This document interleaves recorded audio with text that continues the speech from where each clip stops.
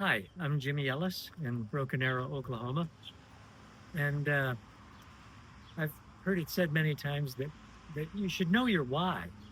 And I had a hard time articulating my why, but when I thought about it, I decided that I was reminded of a movie that I saw in the 1970s, Walkabout. It was from Australia. And a walkabout is a journey a young Australian native, an Aborigine, takes. Uh, when as an adolescent male, and he takes this journey solo, and it's for 30 or 60 days. I've forgotten how long it is, but it's not only a journey of survival; it's also a spiritual journey where they learn about themselves and their place in the universe. And I grew up in one of those little states back east, Connecticut, and I don't know how we came up with this, but effectively for us, our walkabout was to hitchhike to California and back, and quite a few of us did that. And after we did that, some of us came up with the idea that it would be a good idea to hitchhike to Glacier National Park and go backpacking for a couple of weeks there. So we individually hitchhiked out there and we met up, and it was a wonderful trip. There's a lot of nice stories that I could tell about that trip. But while we were there, I was studying geology in college, and I've always loved anything to do with maps. And I bought the topographic map of Glacier National Park, and it was a great big beautiful thing.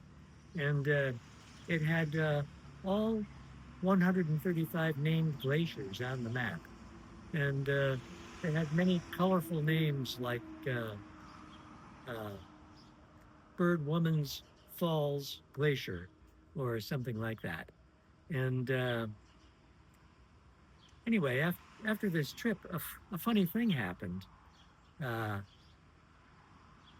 time passed, and we became very old men. And at some point a few years ago, we decided, hey, it would be nice if we went back to Glacier National Park. So we did that with more friends and wives, and we we had an even better time somehow on that trip. And while we were there, we learned that the 135 named glaciers on the map were whittled down to 35 glaciers. 100 of the glaciers have been lost to climate change. And this is just something that I've seen in my little short life. Uh, and and now we have a corrupt president. Uh, how corrupt is he, you might ask? He's so corrupt that he has the ability to magnetically attract corruption to himself. And he was able to further the corruption of one of our two major political parties. During his campaign, he said to the oil company bosses, if you give me $1 billion for my campaign, I'll make it worth your while. And they gave, and it was one of the few promises that he kept.